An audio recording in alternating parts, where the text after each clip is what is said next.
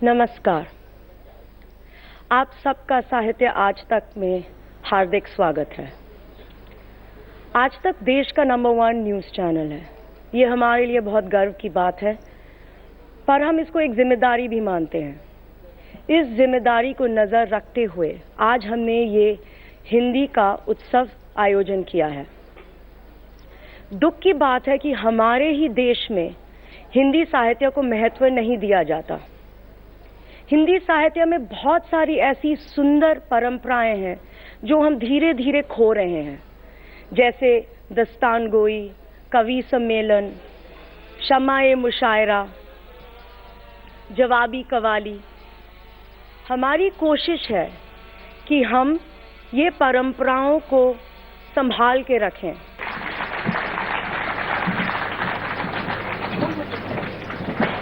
Thank you so much कली।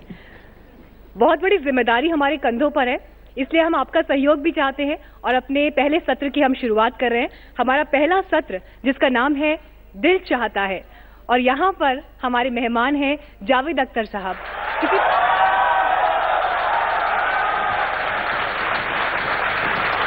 जावेद साहब गुफ्तगू का, और दिल का जिक्र होगा तो आशिकी का जिक्र होगा, आशिकी का जिक्र होगा तो शायरी आएगी, और शायरी आएगी तो जिंदगी आएगी। जो तरकश से शुरुआत हुई वो लावा भी आया, और मौजूदा वक्त में आपके भीतर का भी लावा है। कैसे और कहां से शुरुआत हुई? लगा ऐसा कि जावेद साहब के भीतर एक हमेशा बगावती मूड है। देखिए, जिसे बगावत कहते हैं, बगावत का मतलब क्या है? मतलब ये है कि जो चलन है या जो माना जाता है, आमतौर से जो किया जाता है, जो परंपरा या रवायत या ट्रेडिशन रही है, आप उसे जब सवाल करते हैं या उसके खिलाफ खड़े होते हैं तो उसको बगावत कहा जाता है। लेकिन जो प्रगति है, तरक्की जो है, आगे बढ़ना जो है, उसे सवाल किए बगैर हो नहीं सकती, उसके खिलाफ खड़े हुए हो ही नहीं सकती है। जो चीज़ें आज हमें ऐसा लगता है कि ये नॉर्म है, यही सही है, तो कभी ये भी बगावत थी। तो दरअसल चलना जो है, अगर आप देखिए, आप चलते कैसे हैं? एक पैर आगे लिया, उसके बाद जो पीछे वाला पैर है उसे आगे लिया, फिर उस पैर को अगले पैर को आगे लिया। तो ये जो पैर हैं एक दूसरे से बगावत करते हैं, तब आप चलते हैं। अगर एक पैर दूसरे पैर के साथ ही खड़ा रहे तो आप आगे नहीं बढ़ेंगे। 1964 जावेद साहब, मुंबई में आपने कदम रखे। उस दौर में आपने जिक्र भी किया कि बड़ी महीन लकीर थी। एक तरफ मुफलिसी थी, गरीबी थी, दूसरी तरफ 1964 के बाद पहली बार हुआ है कि आज मेरी जेब में पैसे नहीं है।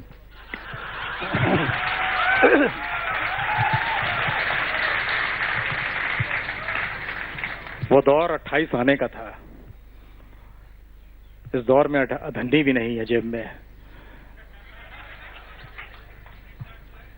हाँ, वो मैं आ रहा था परसों यहाँ, कल आया तो परसों मैंने बम्बई में सोचा कि बाल बड़े हो गए हैं भाई, अभी जाऊंगा यहाँ, आज तक का फंक्शन है, स्टेज पे बैठूंगा, ज़रा बाल कटवा लूँ।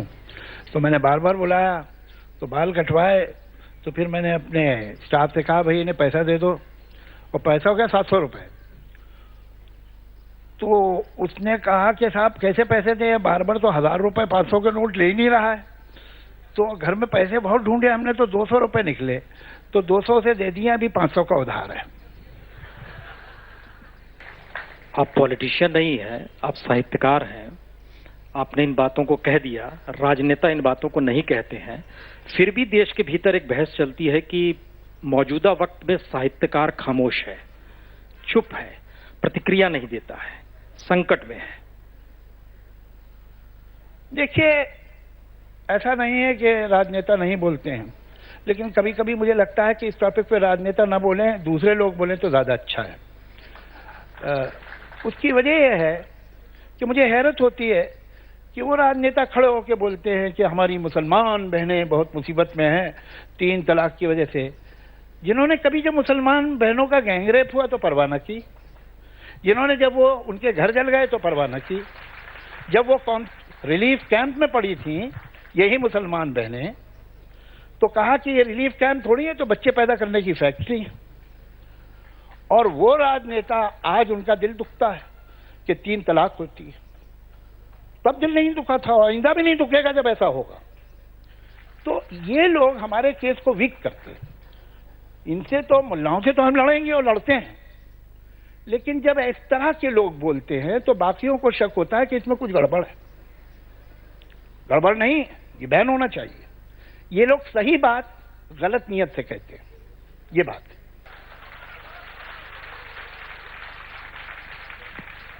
इसका मतलब है मेरा देश बदल रहा है। देखिए, देश को बदलने की कोशिश की जा रही है, लेकिन मैं अपने देश पे बहुत भरोसा रखता हूं, ये नहीं बदलेगा, और बदलेगा तो अच्छे के लिए बदलेगा। एंग्री यंग मैन का ब्रांड एम्बेसडर बनना दुख देता है? बिल्कुल नहीं, वो भी एक दौर था, ये भी एक दौर है, और तब वो जरूरी था। जैसे मैं समझता हूं धर्म जब आए तो बहुत अच्छा किया वो आए, अब ज्यादा अच्छा होगा कि वो चले जाएं।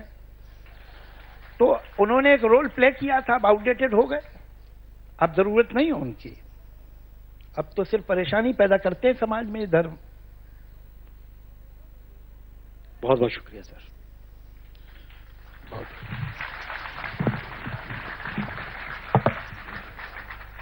क्या है कविता? क्या भावनाओं की झील में छलांग लगाकर मोतियों भरी हथेली लेकर निकलना है कविता? क्या है कविता? क्या भावनाओं की झील में छलांग लगाकर मोतियों भरी हथेली लेकर निकलना है कविता? या भाषा को मेहनत करने के लिए उकसाना है कविता? क्या समाज को जगाना है कविता? या कुछ बताना, कुछ छुपाना और बिन कुछ कहे सब कुछ कह जाना है कविता? या कुंठाओं की खरपतवार के बीच एक विचार अंकुर का सर उठाना है कविता? या फिर संवेदना के दीप को शब्दों की ओट में, या फिर संवेदना के दीप को शब्दों की ओट में तूफानों से बचाना है कविता? या इतिहास जिसे भुला दे, राजनीति जिसे नजरअंदाज कर दे, उस मासूम से सत्य को जीवित रखना है कविता? शायद और भी बहुत कुछ है कविता, पर अगर सरलता से सोचें तो शायद 2 घड़ी ठहरकर जिंदगी की नदी को बहते हुए देखना है कविता। शोचनीय स्थिति है कि हम बार बार मंचों पर महिलाओं का जिक्र करते हैं जैसे कि कोई एलियंस हैं जिनको अभी तक हमने अपनाया नहीं है, जिनके उद्धार की बातें होती हैं। मुझे बड़ा अजीब लगता है कि समाज का मतलब एक हिस्सा नहीं बन पाना कितनी अजीब सी स्थिति है, और ये स्थिति कि निर्भया जैसी चीजें हमारे देश में होती हैं और उसके ऊपर हमें चर्चा करनी पड़ती है। बाबुल मोरी इतनी अरज सुन लीजो, मोहे सोनार के घर ना दीजो, मोहे सोनार के घर ना दीजो, मोहे जेवर कभी न भाए बाबुल जिया मुरा घबराए। शर्म आ रही है ना मैंने लिखा था जब हमारी बेटियों ने ओलंपिक्स में मेडल जीते थे। तो मुझे लगा कि ये सोचने वाली बात है कि एक भी मेडल जो है किसी पुरुष ने नहीं जीता है और इस पर लिखा जाना चाहिए। तब मैंने लिखा था कि शर्म आ रही है ना उस समाज को जिसने उसके जन्म पर खुलकर जश्न नहीं मनाया। शर्म आ रही है ना उस पिता को उसके होने पर जिसने एक दिया कम जलाया। शर्म आ रही है ना स्कूलों को, दफ्तरों को, रास्तों को, मंजिलों को। शर्म आ रही है ना उन शब्दों को, उन गीतों को जिन्होंने उसे कभी शरीर से ज्यादा नहीं समझा। शर्म आ रही है ना राजनीति को, धर्म को, जहां पर बार बार अपमानित हुए उसके स्वप्न। शर्म आ रही है ना खबरों को, मिसालों को, दीवारों को, भालों को। शर्म आनी चाहिए। जब भी कभी पापा मुझे जो जोर से झूला झूलाते हैं माँ,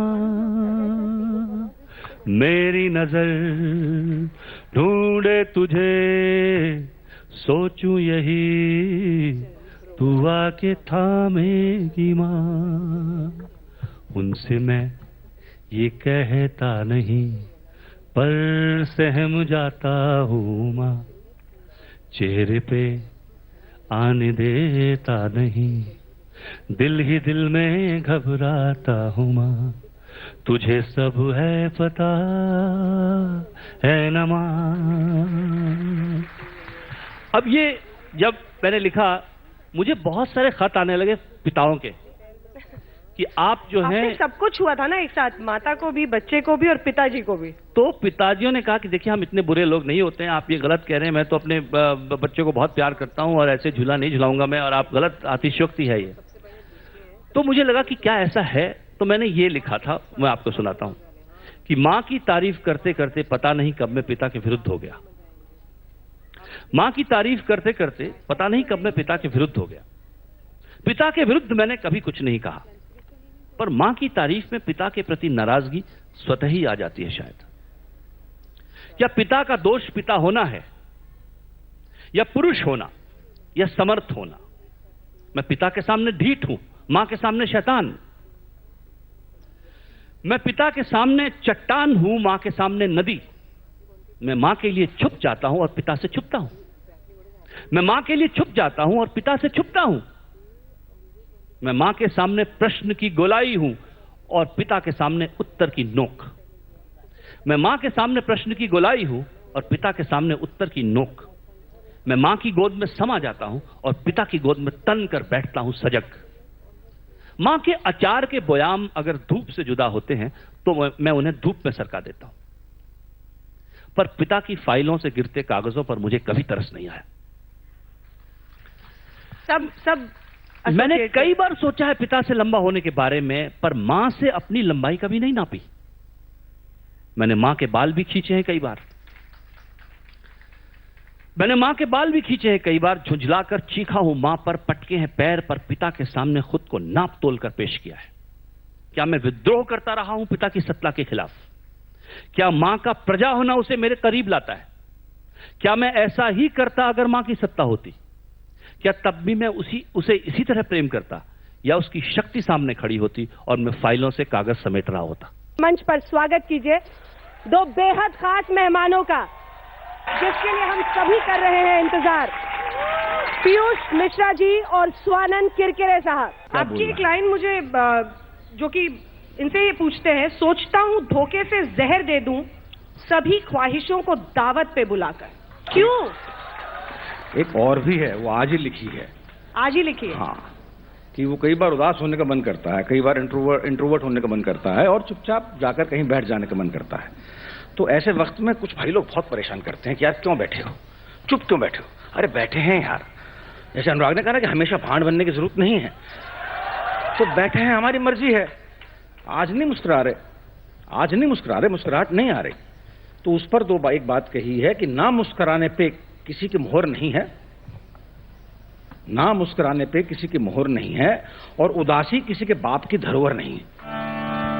अरे चहुर सब ओर दिशा से आली आई रे, जुगनी नाचे सुनर ओढ़े नहाए रे, चहूं और सब दूर दिशा से लाली आई रे, जुगनी नाचे सुनर ओढ़े खून नहाई रे।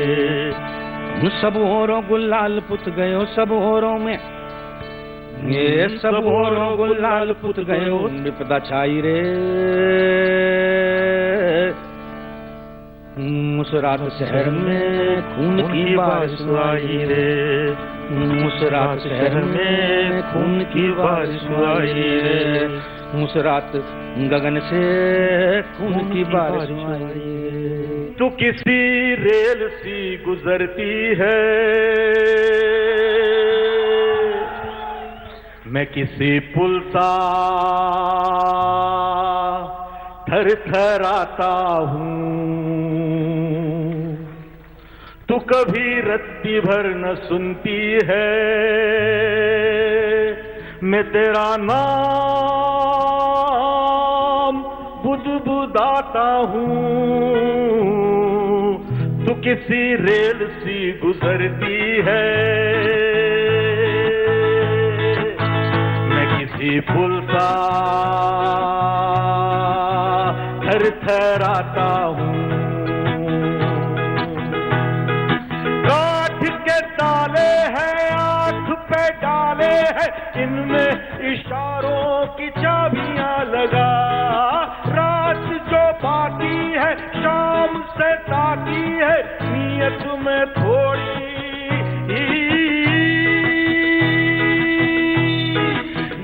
ओरी चिरैया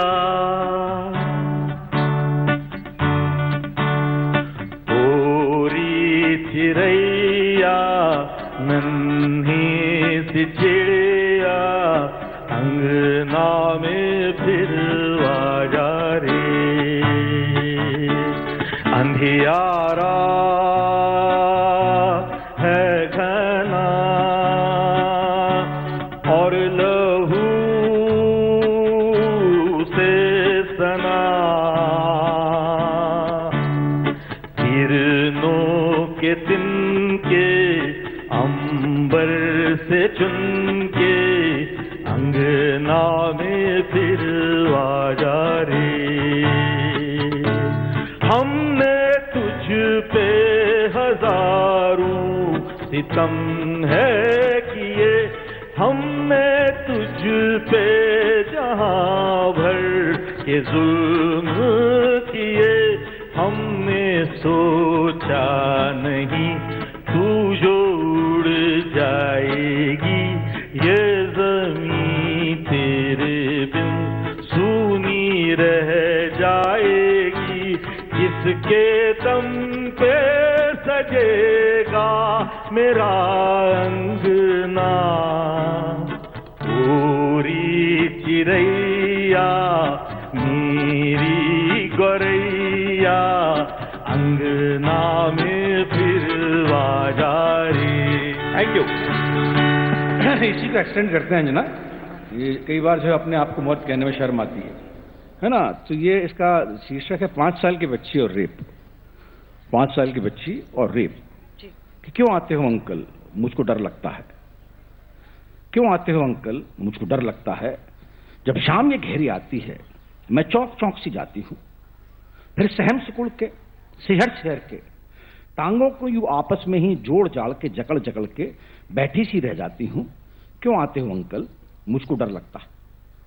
फिर आंखों को यूं मींच माच के पेशानी पे आई पसीना बूंदों को मैं पिघला करके पूंछ पांछ के हिलक हिलक के हिच हिच रो जाती हूं। क्यों आते हो अंकल, मुझको डर लगता है। कहते हैं जिसको दूजा मुल्क उस पाकिस्तान में पहुंचे,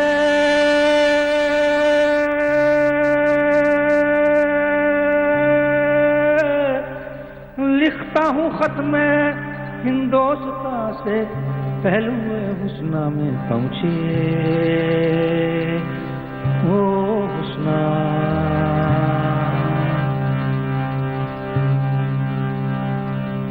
कि मैं तो हूँ बैठा, वो हुस्ना मेरी यादों पुरानी खोया।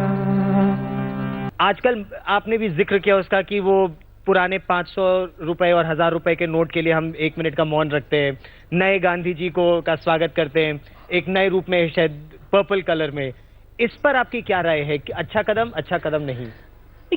कदम तो अच्छा है, definitely there is, I think it's a very very bold step and I think मतलब आई ऑलवेज थिंक कि इंडिया जैसी कंट्री में to be even, because you know it's a very good thing for the country to remove black money, there is no doubt, and we all know the problem, but we are a democracy. Sorry मैं थोड़ा English में बोल रहा हूँ, थोड़ा I am clear because ये important issue है। तो क्योंकि हम डेमोक्रेसी हैं तो कोई भी पॉलिटिकल लीडर, चाहे वो प्राइम मिनिस्टर ही क्यों ना हो, वो पॉलिटिकल रिस्क लेता है जब भी कोई बड़ा फैसला करता है। अगर बैठे रहो चुपचाप, हमारे रहे हैं ऐसे प्राइम मिनिस्टर जो बैठे रहते थे चुपचाप, ठीक है। तो मुझे अच्छे लगते, मैं खुद ऐसे, मेरे को भी घर पे मम्मी भी बोलती है कि तेरी पिक्चरें बन रही है ना, तेरी किताब बिक रही है, तेरे को क्या जरूरत है ये सब बोलने की देश के मुद्दों के, तू चुपचाप बैठ। मम्मी खुद बोलती है मेरी। पर मुझे ऐसे लोग लगता है कहीं ना कहीं अगर आपके मन में है और अगर आप कुछ बदल सकते हो और आप नहीं बदल रहे तो कहीं ना कहीं आप चीटिंग कर रहे हो। तो जो भी है उन्होंने एक फैसला लिया, तो आई think it's a very good step कि जो लिया है। लेकिन लेकिन लेकिन लेकिन 3 दिन बीते हैं और ये जो लोग लाइनों में लग रहे हैं, ये जो है ना, इसमें मैं कोई देशभक्ति, लोग कह रहे हैं लाइन में लग जाओ, सैनिक खड़े हुए हैं तुम भी लग जाओ, नहीं, लाइन में लोग इसलिए लगे हैं कि किसी ने प्लानिंग गलत किया, किसी की इनएफिशिएंसी, किसी ने सोचा नहीं है। 2-3 बातें मैं आपको लॉजिकल बताता हूं, इसमें कोई पॉलिटिक्स नहीं है। जो एटीएम की मशीन है, 2 लाख एटीएम्स हैं, अब देश एटीएम्स पे डिपेंड है, 2 लाख एटीएम बहुत होते हैं, उसमें ये नोट का साइज अलग रखा हुआ है इन्होंने। 2000 का नोट अगर आप तो वो फिट नहीं आता है एटीएम में, और ये पहले बता नहीं सकते थे। तो आप रंग बदल दो, डिजाइन बदल दो, मार्कर्स बदल दो उसके, लेकिन कम से कम साइज और वेट तो सेम रखो कि वो सेम एटीएम में लग जाए। अब वो आए हैं नोट, अब वो लग ही नहीं रहे हैं। वो कह रहे अरे हाँ सर ये 2 लाख मशीन है लेकिन इनमें चलेगा नहीं, सुंदर तो बड़ा है नोट। सो ये अब अगर आपको साइज बदलना ही था और वो कह रहे कि कॉन्फिडेंशियली हम बता नहीं सकते थे, तो वो ये कह रहे थे कि बैंक्स को कि ये ना बताते कि हम 500,000 के खत्म करने वाले हैं, कह रहे थे हम कुछ नए नोट के डिजाइन ट्राई कर रहे हैं, आप अपनी एटीएम्स में ये वाले भी फिट कर लो। यू नो एक नया 100 का नोट आएगा, शायद हम निकालेंगे स्पेशल, तो आप ये वाले भी फिट करके रेडी रखो, और फिर जब नोट आए और फिर वो हटा दो 500,000। वो आप कर सकते थे लेकिन आपने नहीं किया।